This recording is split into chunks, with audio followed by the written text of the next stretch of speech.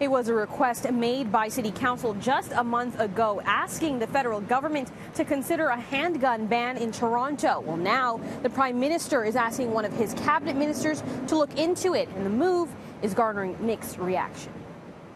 I think it's a good thing that we're talking about a firearm ban, or more specifically a handgun ban.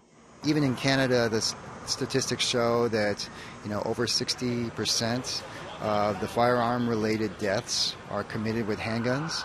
And so that's a pretty alarming statistic, and it's something that I think policymakers are now waking up to. This gun violence researcher says he's welcoming the news that Ottawa is looking to study a full ban on handguns and assault weapons. The Prime Minister today sending out this letter to the Minister of Border Security and Organized Crime Reduction with a directive aimed at reducing crime involving firearms. But not everyone is happy with the idea. Target shooting, hunting are hugely popular in Canada. There's actually more people in Canada with a firearm license than the number of adults who play hockey. Gun advocates say a ban would unfairly punish legal gun owners who are already subject to strict rules in order to shoot for sport. We're talking about a huge population of people who are the closest thing you can be to a crimeless segment of society. To have a firearm license, you cannot be convicted of a crime.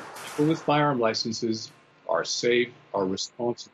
So why not leave them alone? The problem are not irresponsible individuals, but when you have a system that allows certain types of firearms to be legal, that by de facto makes it easier for people to get their hands on guns that they want to then use to commit a crime. Most guns that are used in shootings, whether fatal or non-fatal, are at some point in time legally purchased and owned firearms. One question those on both sides of the debate are asking is what exactly a study would look like. The PM's letter to Bill Blair asks for an examination of a full ban while not impeding the lawful use of firearms by Canadians. Johnson wonders how that could possibly be achieved.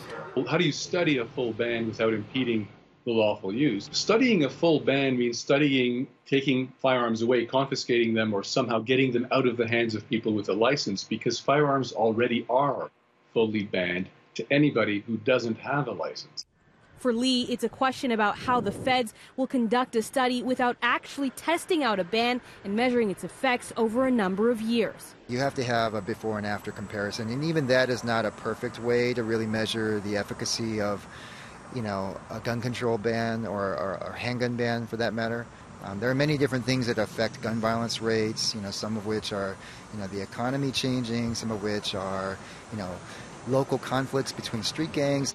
That's why Lee believes a gun ban is not the be-all solution. He'd rather see it be part of a larger approach.